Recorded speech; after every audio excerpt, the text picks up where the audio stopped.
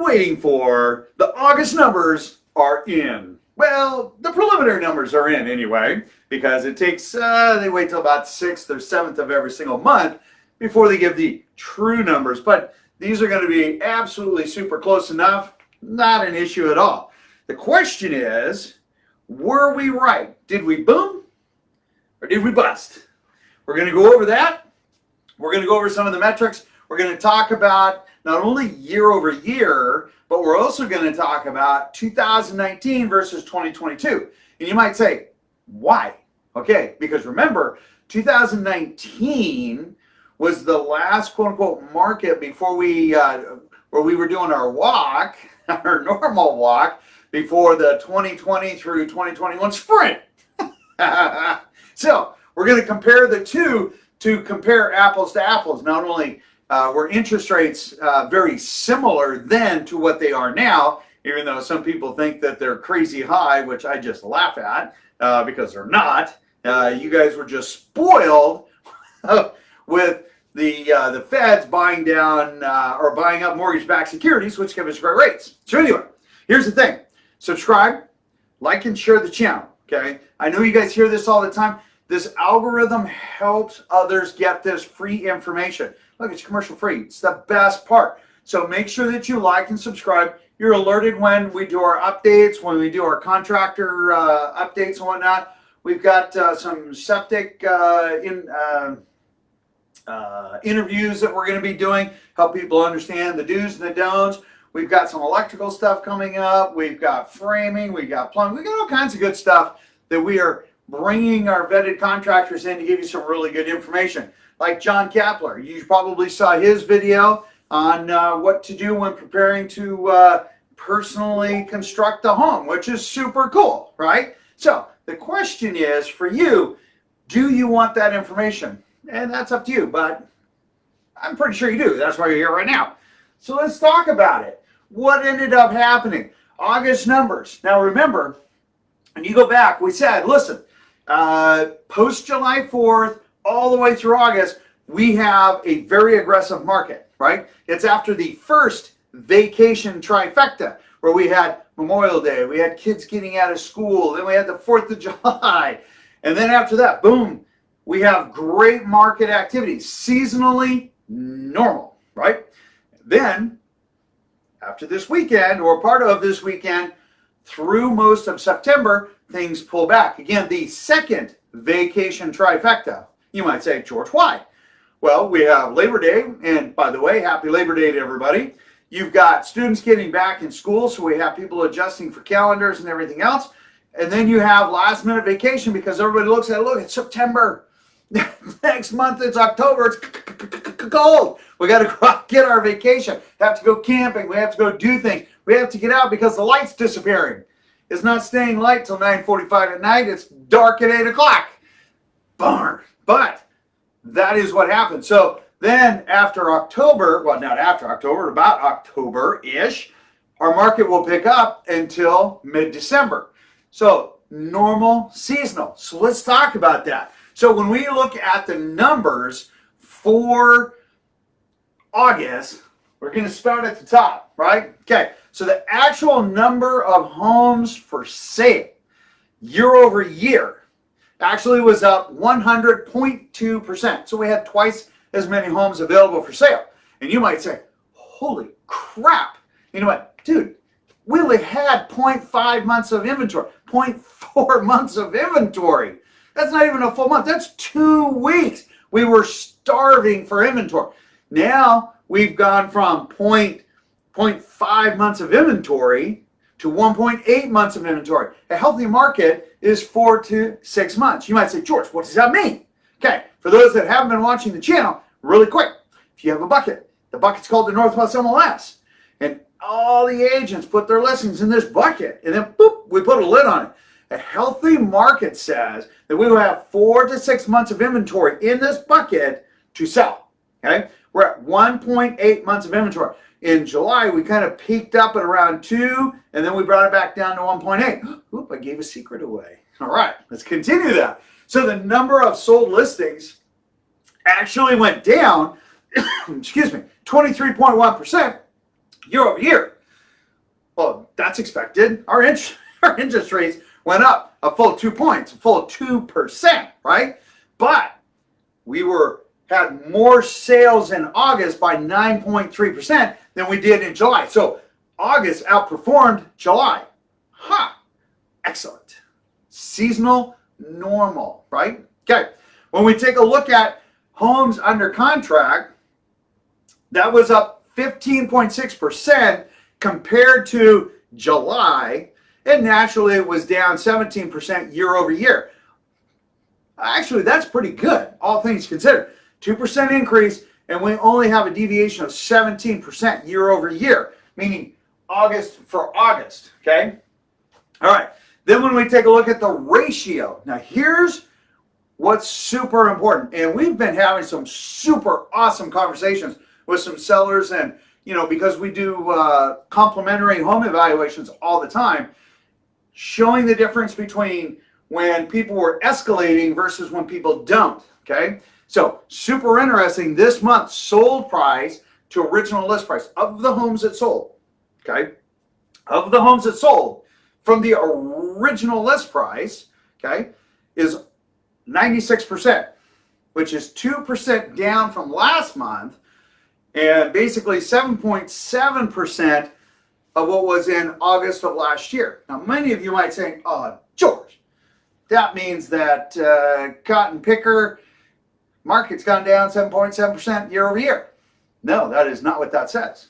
In fact, what's super valuable about that bit of information, okay, is that when we talk about list prices, so list prices kept going up and going up and going up, right? And then we would have escalations on top of that, okay? But the question then was, oh my gosh, is our market going backwards? Well, okay, so if buyer or sellers are then adjusting, not the going up, going up, going up, but then again, going up only a little, not these massive escalations. If we've had a price adjustment because you've been reading in the media, oh my gosh, there's so many price reductions, it's horrible, 50% drop in values. Some of these online guys are saying this, and I just shake my head, which is false, okay? We only have an adjustment in August of 7.7% year over year. Well, that's pretty impressive, all things considered. Now, if we'd have sold at 100%, that means that what it was listed for and what it sold for was the same. Last year, we were at 102%. Really? And now we're at 96%. Really?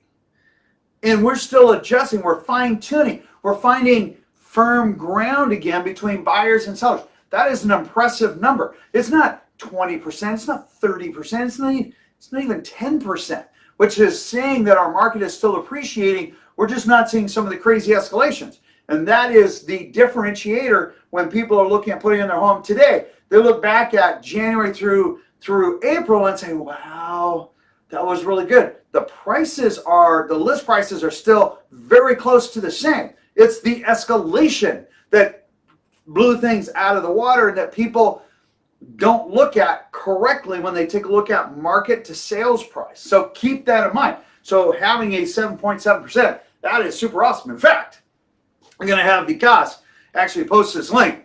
And to let some of those folks know, there is a new report out by Money Magazine.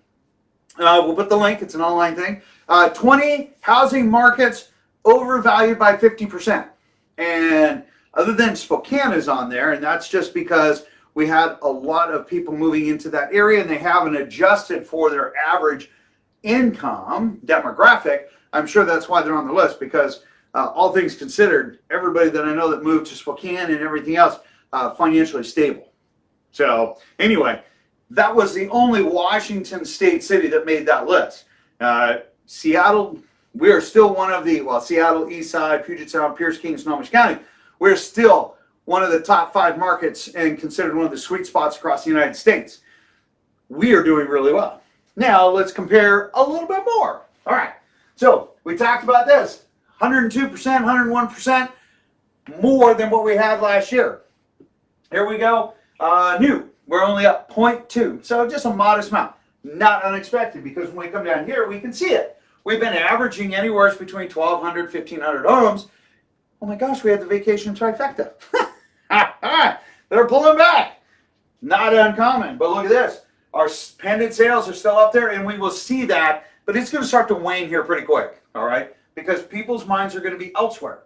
Solds. Solds are still right there. Again, that's the rearview mirror. We're going to see those numbers continue to roll. So it's kind of that latent, it's like when you fire a gun and you're way off in the yonder, right? You see boom, or the firework, you see it.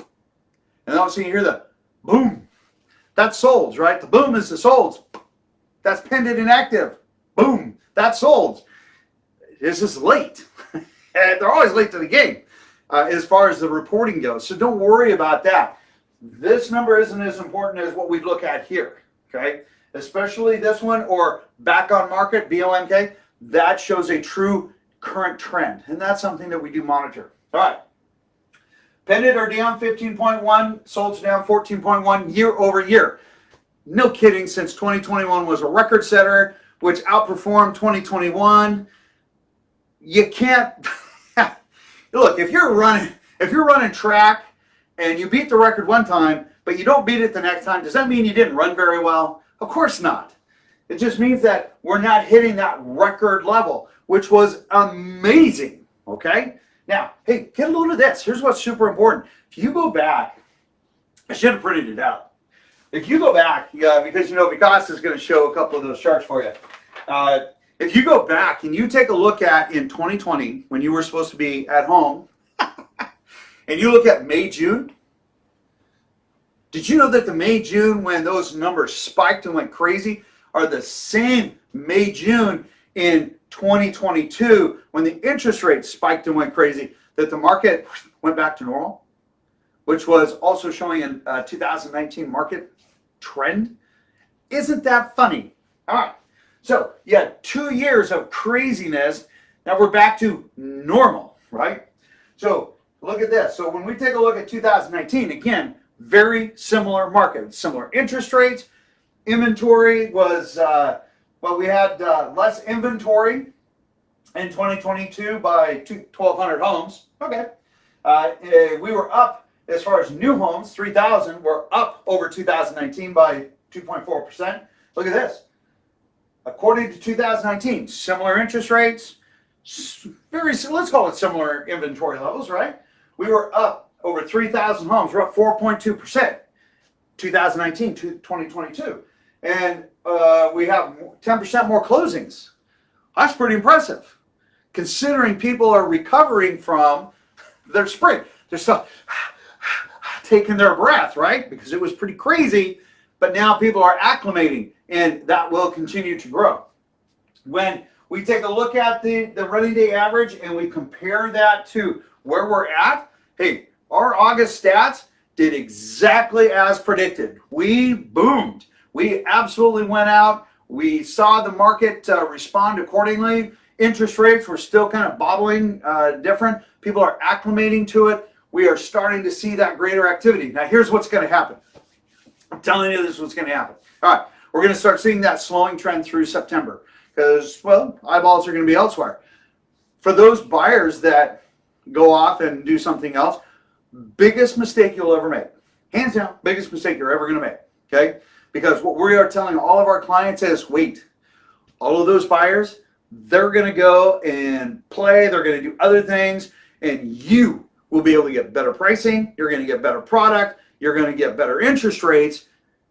More importantly, you're going to be able to maintain all your contingencies, so it's safer for you and your family. Stick with it. Stay there. Go play another time. With all the money that you're going to save in November, December, January, go fly someplace sunny and get more benefit in the long term. I'm just telling you, buyers should stick with it, but they're not going to. They're going to go do their thing. It is seasonally normal. Hopefully our clients are astute enough. Let's hope. Anyway, so all things considered, our market's still great. Are we going to continue doing that? Yes. Are we back to pre-pandemic? I know people hate saying that, 2019 pre-pandemic systems. Yes, we are. Is it healthy? Yes. Are we seeing a balanced or closer to balanced market? Yes. When we talk about months of inventory, that little yellow chart that Vikas throw up there, it's going to show you we went from way low inventory, then we spiked way up into the 2 months briefly, and then we whoop, got, was brought back down in August because we took off more homes in August than what came on. That's going to start to change. It's going to shift. So we're going to start seeing that go back up. Same thing with the ability to absorb what's coming into the market. It's been bobbling. We've had a higher absorption rate, and then that's going to change. Our absorption rate is going to become less as people start looking at lesser homes, fewer homes. So if you have any questions, ask. We absolutely respond to questions and love them. Anytime we can help you, there are no strings attached. Make sure you ask. More importantly, again, remember to subscribe. Be alerted when these come out. They come out every week. You can see the history. You can see our track record, which is pretty happy, pretty much spot on to the market each and every week to make sure you make the best business decision for you and your family. In the meantime, from our team to your family, happy Labor Day. Have an absolutely fabulous weekend. Stay safe out there, and I'll chat with you later. See you on the next video. Take care.